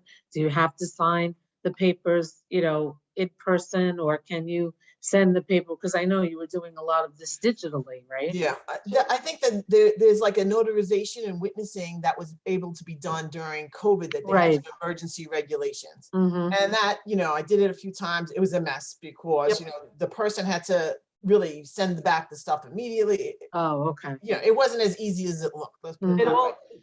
Yeah, I mean, I prefer to see people myself because it gives me, especially when they're elderly people, because it gives me a sense of whether they're mentally competent to Right. actually do the work. Again, I'm flexible as far as sending drafts out and different things. Or when needed, if I have to go to a hospital or a nursing home, I'll talk to the person first. And if they sound okay, I'll draft and then go there. It's just one less meeting that they have to deal with, especially getting into nursing homes right now. You have to take a COVID test most of the time. And plus it's just crazy stuff. So that being said, you just got to do whatever you got to do, but Right. they haven't passed the new notarization law as far as I know. Oh, okay. So that means that we do have to be in person for notarization Mm-hmm. and And- witnessing as And well. will execution, right, there. Oh, okay.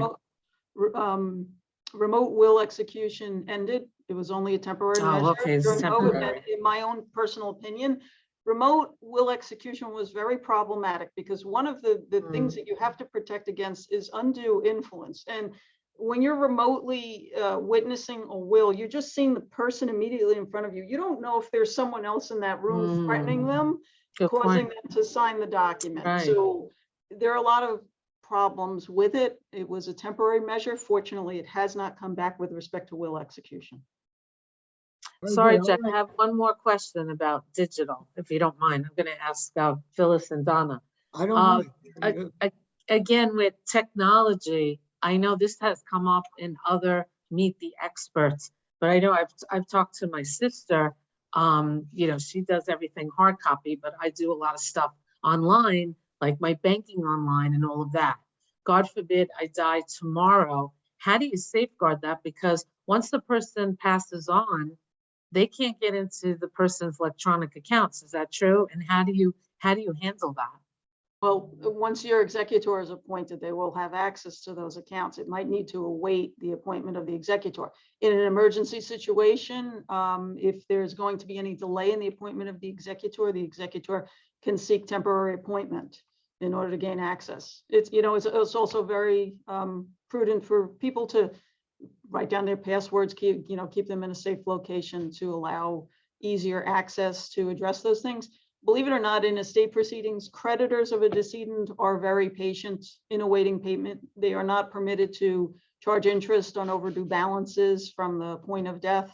So I know, people will get stressed out about, there are bills piling up. Well, there are ways to deal with that. They are patient in terms of dealing with those things because they understand that it might take time for an executor or an administrator to be appointed. So if you can't find a password, that's not gonna lock everything up and no one can get into it. Also, I've seen some law firms have started to put a provision in their wills for access to the digital information. Oh, okay. In fact, I just adopted it and have used it in a couple of wills, including my own. And in powers of attorney. yeah, and too, in powers of Professor- attorney. My executor to access passwords, etc. Right. Hasn't been used. I haven't had the opportunity to use it, but it looks like that's the move of the future. So, okay, well, Susan, you're coming up with all Asking kinds of lots of questions here. questions. So, what do you? Let's see. What is your own triple tax?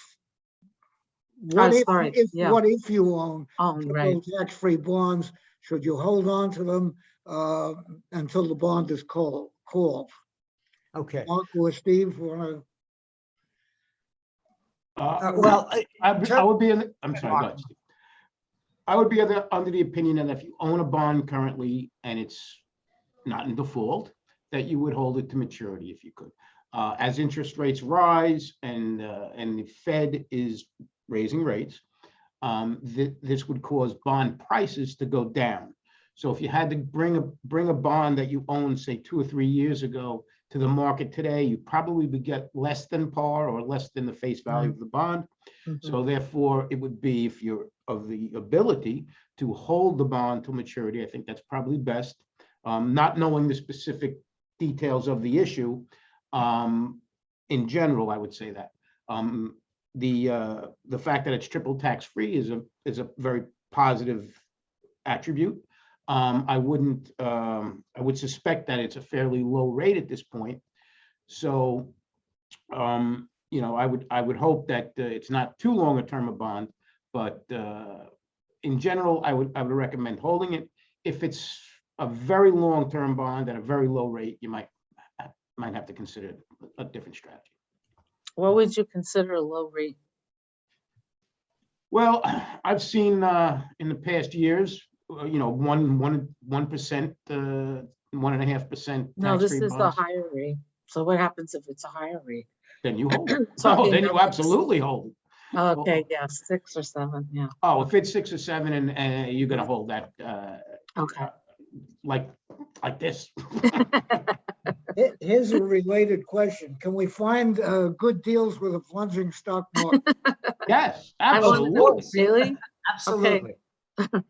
We all want to know that. What Well- areas do we go into? Electric cars? Well, for this current storm, I would suggest that you. This is why we saw not to meet the experts. We want some tips. Come on, give us some. Well, like I mentioned earlier, in this environment, utility stocks would be my first Right. suggestion. Okay. Utility stocks generally are heavily regulated. They're allowed to make roughly 10 to 12% a year based on their rates, their regulated rates. So they generally pay a healthy portion of that out in the form of dividends.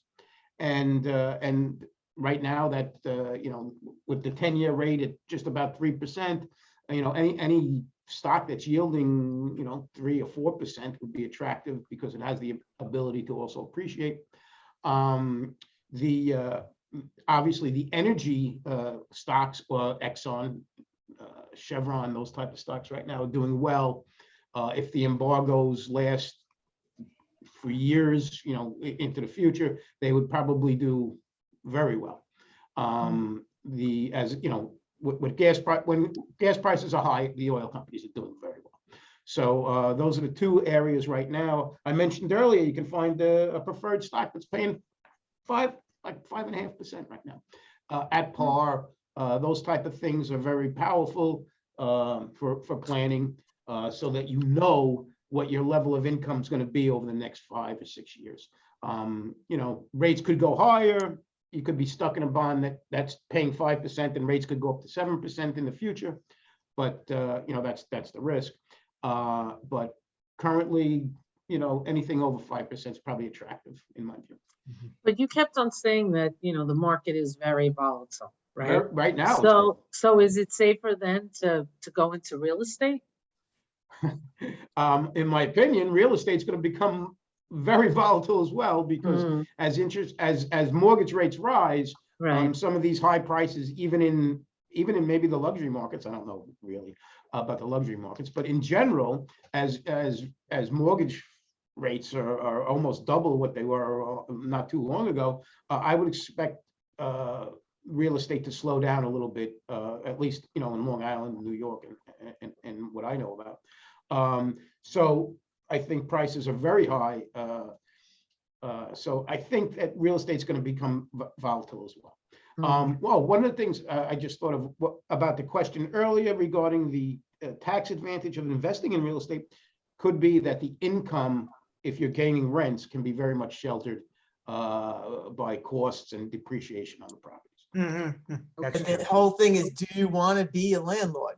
Because if you think about it, in New York, No, you don't. the rent freeze just ended. I know it sounds family, great. If you no. have a good tenant, excellent. Horrible. But if not, you could be in big trouble right now. Big trouble. If You we could be only losing had your those property. answers, I've seen the real estate market go up, down so many times.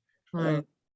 And the But volatility. I the real hate to estate admit market this, is usually over a my longer first period of time. real estate representation, the purchase price was $14,000. That's to show you how long I've been around. And and those prices have gone up, down many times. But the next question I have is for Steve, and it's tied into an issue that Donna raised earlier, and it's about capital gains taxes. The question Yeah. is, how do you avoid capital gains taxes? And the connection with Donna's comment would be the stepped up value. Steve, you want to comment? Sure. Well, of course, the easiest way to avoid capital gains taxes is not to sell an investment, because you're taxed on capital gains after you sell, an investment, a bond, a stock, a mutual fund, whatever, real estate. That's an investment property. So that's the best way, but that might not necessarily fit into what your goal and objective is with that investment. One of the things I point out, because I get this question a lot, is that if you own a mutual fund, and a lot of my clients do because I've sold them to them, is that every year a lot of equity-based mutual funds will pay something called capital gain distributions. And capital gain distributions are something that a fund has to pay out to its investors if they sell securities within the fund at a profit and do not buy them back within a certain period of time. Those are capital gains, and they're distributed to the shareholders of the mutual fund. And if it's what we call a non-qualified investment, which means it's not in a retirement account, the mutual fund holder has to pay capital gains tax on these capital gain distributions, even if they do not take them in cash. You can reinvest them in the fund and you still have to pay tax on them. And that's something that's almost unavoidable, because if you own a mutual fund, you understand that this is potentially one of the liabilities, in that you don't control what the distributions are. And if you own it, whether you take them in cash or you reinvest them, that's a tax liability for you in a non-retirement mutual fund. So there's something that you can avoid. It means that you're making money on the fund, and if you reinvest, it goes into the cost basis of your fund, which means it will reduce the capital gains you'd have to pay on selling the fund. But that's something that you can avoid. But you can avoid paying capital gains tax just by not selling an investment. Now, one of the things that I advise my clients is that if they want to sell, an investment, and particularly if we're talking, you know, in the fall and towards the end of the year, and they say, gee, I've had this investment for a while, and I think I've made the money I want to make, and I want to sell it, but I know I'm going to have a fairly significant capital gains tax repercussion. What I often recommend is that sell some of it in December and sell the rest of it in January. So you divide the gain over 2 years, and thus the tax liability is divided over 2 years. So that's a way to minimize the impact of capital gains tax on an investment if it's really time to sell the investment. So that's kind of the way I would respond to someone asking a question about minimizing capital gains taxes. What about the 1031 About the exchange? Do you want to stepped up explain value. Yeah, that? I was just gonna ask that. Mhm. Do you mean, well, you can do that. You can do that with an annuity. You can exchange from one annuity to another and avoid the tax on selling an annuity. And also, if you have an individual investment like a stock or a bond or a mutual fund, if you buy it back within 30 days, you will avoid capital gains tax on that as well. So there's different things you can do to minimize your capital gains exposure. I think what Donna was referring to, and I might as well jump in on that, Mhm. is that the other way to avoid capital gains taxes, unfortunately, is to hold them until you die. You know, Well, that's yes. basically what it is. So you bought a house for $50,000 and now it's worth $1 million. If you were to sell it, you're going to have a pretty hefty capital gains tax. However, Assuming it's not your primary residence. you're still, it's still going to be hefty. Yeah, even But with if the you're a married allowance. couple, you get a $500,000 addition to your cost basis, Yeah. plus whatever improvements you put into the house. But if you cover it in your will, Mhm. Right. et cetera, then your heirs will get it at its date of death value. That's right. That's the- correct. The value. Yep. So that's a big item. Sure. If you wait, yeah. Very big item. And it goes to the heirs, they get the stepped up cost basis, Right. and there's no tax, and then they just inherit it at that price. And we Right. should all thank God every day that the Biden proposal on eliminating the stepped up cost basis, which was Yes. fantasy to begin with, never happened. Well, to go back to what Phyllis Ann spoke about before about the tax exclusion, now there was talk that will expire in 2025. And also there was talk about getting rid of it altogether. Yeah. So who knows? Well, I will say, because I also do political forecasting, that's not going to happen. Okay, that's not going to happen. Okay. I hope But not. it's out I there. mean, I think they are saying it might drop the federal. population. I hope you're right, but I okay. hope so too, but I'm fairly confident in that. But What- with the what- 1031, if I could just jump in here, the Now you're getting 1031. very technical. 1031, yes. Yeah, so if you buy another piece of property, I was told that, you can't live in that property for 2 years. Is that true? Well, you 1031 That for is real true. estate is generally for Right, investment real property, estate, right. Mhm. not primary residence. Well, that's what I'm asking. Could you use it as a primary residence? No. Not initially, It's no. not an investment. So what the 1031 exchange is, just for anybody who's not clear on this, is that if I sell my property and say I'm the only one who owns it, I'm not a spouse, I don't, and I've made 800,000 capital gains. Instead of me paying the tax on that capital gains, I'm going to invest that 800,000 in properties that I'm going to buy, and they're going to be properties that are going to be for rental purposes. So that's what I, in case anybody doesn't know. So that's one way to avoid capital gains. Again, they try to get, you got to hold the properties for so long. That's and you more cannot for live an in them. investor. That's an Yes. Yeah, Right. and you can't take the money out. You got to keep. Right, and Right, there are very exactly. technical timeframes and requirements to comply. A lot of people do it. Yeah. Very Well, if you're popular. a real estate investor, you're going to absolutely use that as a tool. Right, right. But you have to be committed to constantly re-upping. Right, right. All right, I have a connected question from Warren. Can you minimize capital gains by moving the gain into an IRA or SEP IRA? No, because you first, if you have a capital gain from a non-retirement investment and you sell that investment, you have capital gains liability, okay? And you can only put money in an IRA if you are working, if you have earned income. Now you can use the proceeds from the sale of an investment to contribute to your IRA if you're doing it on your own, but that doesn't minimize the tax impact of selling the investment. What it does is that you put money in an IRA. There are limits to what you can put in depending upon your age, and you have to have earned income. But I think it's $7,000 if you're 55 and over, and $6,000 if you're under 55. But what you do is if you put money in an IRA, the money in an IRA is not taxed until you take the money out.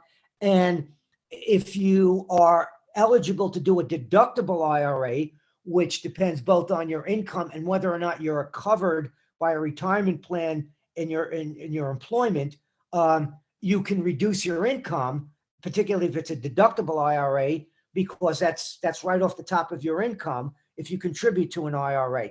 But it doesn't do anything about the capital gains if you sell an investment and want to use that money to put it in an IRA. If the investment is not a retirement investment, you still have the capital gains liability on it. All right, I have a terrific question answer from Steve Imperato. It's the best answer. Best way to avoid a capital gain is to use that asset to make your gift to St. John. Yes. That's right. That's right. That's- Thank you, And of Steve. course, that can be Yeah, done you can with contribute appreciated directly, stock. You and not it's only not, avoid the your capital investment is gain, not taxed. but you get a deduction as well. Yeah. Yes. Thank That's you. right. You can contribute up to $100,000 a year to an institution like St. John's University, our alma mater, and it is not taxed, and it goes directly to the charity, and that's the best way. People do that. That's out of your IRA though. Right. Yes. If you don't need your IRA distribution, you can take the money from an IRA and contribute it directly Right. up to $100,000, and you do not pay tax on any of that, because a lot of people say, gee, I have to take I'm 72 and I have to take my distribution. I don't really need it. Well, contribute it, and you don't pay tax on it. So That's that's an excellent idea. But Steve's comment is even for a non-IRA. It's just appreciated stock. Yeah, Mhm. you can give appreciated stock and Right. avoid the capital gains tax if you give appreciated stock or securities or mutual funds to a charity or like a university like St. John's. Okay, I have a question from Pat in Tampa, which is a puzzling one. A friend's husband just passed, and even with joint tenancy on their accounts, all of their accounts were locked, including credit cards. It took 9 weeks for her to be able to access any money. I've seen that happen, Professor, unfortunately. And oftentimes it's due to just lack of knowledge by the financial institution that maintains those accounts. I've had to reach out to the legal departments of certain banks whose systems tend to be a little bit antiquated, who are not, or the financial institutions that don't have a very well-developed estate planning department to communicate with those attorneys. If that's one of the ways we've had been able to resolve issues like that for clients. And there's no way to know whether that will happen until it actually happens, unfortunately. If you can get through to the estate, Yes, very true. the big Right. banks, Mhm. you're dealing with, Yes, it's very difficult. So yes. that should not be the Yes. answer, Pat. That should not be, but it is. Okay. Jack, we have about 5 minutes left. I Yes. just want to make sure. Did we probably mention the Secure Act, the Secure Act 2.0? I know the House of Representatives just approved this bipartisan securing, it says here, strong retirement act by vote of 414 to 5. And now the Senate will now consider a companion bill, with Congress expected to vote on a final measure before the end of 2022. And what impact will that have on retirement? Anyone like to answer that? Steve or Mark, you want to make a comment on that? First of all, if it passed by that margin in the House, it's going to become law. Okay, Mhm. so that we know. Susan, did you get a summary of the provisions, because they can change in the Senate? I know, yeah. No, I don't have that actually. I think it's just a way of making the retirement plans more secure, and giving people more opportunity to invest in things like health savings accounts and deductible IRAs. Maybe Mark is more familiar with exactly what the provisions are, but understand that if it passed the House, it may be altered in the Senate, then it has to go back to the House. Yeah, So- I'm not really familiar until it becomes a law. Yeah, Okay. I think that you're Okay. correct insofar as it's just trying to include some more carve outs, let's put it, right? Yeah. So, but in the Secure Act that was passed in, I think, what was it, 2021, and basically under President Trump, basically he just upped the age now to 72 that you have to take the required minimum distribution. That was 2020. Allowed yeah. you to contribute more, et cetera, et cetera. But also the thing that it did that was really monumental is that it stopped the rollover, okay? Yes, you Yeah. can roll it to your spouse, but now when it goes down to the kids, you have a 10-year limit on Mhm. when of taking that money. So, I mean, you can look at that in a lot of different ways, depending on who your financial planner is at the time or how old you are at the time, whether to take it all right away, pay the taxes. Because one thing that people have to realize that when you inherit an IRA, if you take all the money, you're gonna have to pay the capital gains on that. Okay, you're gonna have to pay taxes Income. on that. Income, yeah. Income Versus- tax, it's regular Or you income have to tax. pay post-tax dollars, right? Because it's pre-tax dollars, so you have to pay a tax on when you take the cash out of IRA. So when you inherit it, so unless you're the spouse and Right. you're younger, you're gonna have to take it out within 10 years. So it's a timing issue. You'll have to look at what's the best thing for you, talk to your financial planner and figure it, and your accountant, and figure out what's Exactly. good for you at that time. Right. If you're what they call a non-spousal beneficiary, you have to take out the proceeds within 10 years. I'm working on a case like that right now. So that's absolutely correct. And we'll see what this new Secure Act does, if anything, to change that. Mhm. Thank you. I think that's important too. I think we have one more question. If someone could sum it up in about 2 minutes. I think it came Yes, from well, Bill. I have two questions. Right. They're both important. Mhm. One of them, though, well, it's not a question, it's a comment. Traditional IRAs are also the best assets to leave to charity in your will or as a beneficiary. And the reason for that is that's taxable money that's never been taxed. So that even though there's no estate tax, there's going to be an income tax. So if you're going to spread your money between your relatives and charity, hey, give a portion of that IRA to St. John's. of course. Exactly. Now- No tax in St. John's. And then the final question, what assets should be placed into a special needs trust? I would say Whatever. you can really put anything you want into a special needs trust. You could put a house in there. You could put money in there. You can, Any- whatever you need to put in there, to help, defray the cost for that person. And, the key really is having trustees, because you're no longer here. If it was your kid, you got to make sure you have some good trustees. That's where the rub is really, making sure that people want to take care of this person. So that's the hard part. That's really the hard part. Okay, Generally, you'd want to have well, I'm liquid going to give the assets. floor back to Susan, Liquid is better. our host. Thanks, Jack. Just following up with what Steve said, I've been at St. John's as Director of Gift Planning for 18 years. I have seen a shift. I think more planned gifts are being made through traditional IRAs than people leaving them as bequests.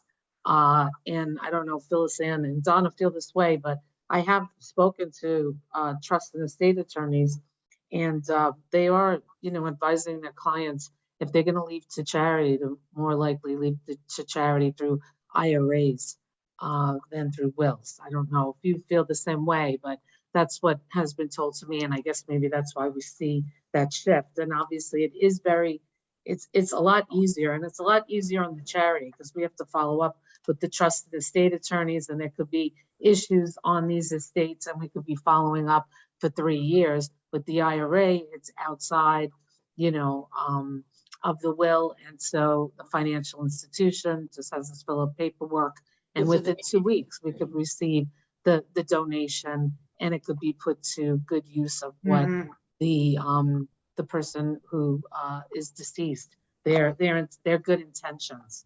So that is something to think about. Once again, Steve, thanks for your support with that. I'm going to leave you with something that's will leave you with the chuckle. My mother, she gets her hair done every Friday faithfully. She's been doing this. She's going to be turning 87, almost the entire lifetime. She goes every Friday to the hairdresser. And you're going to say, why am I sharing this story with you? But actually it has something to do with putting something in her will. So her hairdresser was like, Eileen, you're so particular. When you pass away, you're going to want to make sure your hair looks exactly the way it looks when you were living. And he said, did you know that if you want me to do your hair, that you have to include in your will?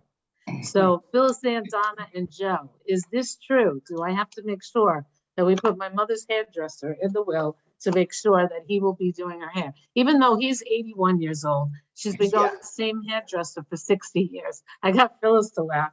I figured I can't say I have to draft a bequest. a funny note. Okay. I would say you could put it in the disposition of remains. I want this person to do my hair, Really? whatever. As long as you pay them, I don't see, that they I don't know. Joe, if someone came and said they wanted to do the hair, would you have a problem, or do you have to get this involved with the attorney? No, we would honor the family's request. Oh, okay. The only thing is with hair dye, just make sure she specifies the hair dye because there's so many different shades. Right, he did say that actually. That's funny. Yep. Yeah. See, so there's so much, as you could see, there's so much, and you always want to, honor the wishes of the person who passes away. I know I'm very, very sensitive to that in my area. We sometimes encourage people to establish endowed funds because we have an agreement that's outside the will. So if you make any changes, you don't have to keep going back and forth to your state attorney to make these changes. But if you, establish an endowed scholarship fund, you have that agreement, you can make it testamentary. And so when you pass on, all your wishes, the organization, they have everything, everything that the way you want to designate those funds. So everything is spelled out, in other words. And it's great. And it's great for the charity too. Obviously they love unrestricted funds and they can do what they wish with those funds. But a lot of times, it's nice and it's personal, and it's also another great gift that you might want to consider when you're looking at charitable planning. But I want to thank everybody, all the experts, your time. I thought this was very informative conversation and discussion, and a very important one that sometimes we don't always want to think about. But I think one of the experts said, maybe it was Donna or Phyllis Ann, it lowers your anxiety when your plans are in place. I know I go to a lot of conferences that talk about these issues. They even say it adds 7 years to your life. There's research on this. I think because you're lowering the stress in your life, because you know that everything's planned, and plans also think about your children. As I know with my father, I love him dearly. He's up there at the pearly gates of heaven, but he did not have a plot. He didn't have anything. And I know Joe, mentioned this, that the day that he passed away, we couldn't even grieve. We were rushing around trying to get all the plans in order because we wanted, to put him to rest. And it is very high anxiety. And I know a lot of people I hear, they're like, oh, my kids will take care of that. I don't have to worry about it because we don't want to, person doesn't want to worry about it. And I have to say, really, it be considerate to your to your siblings or Survivors. to your Mhm. family, right?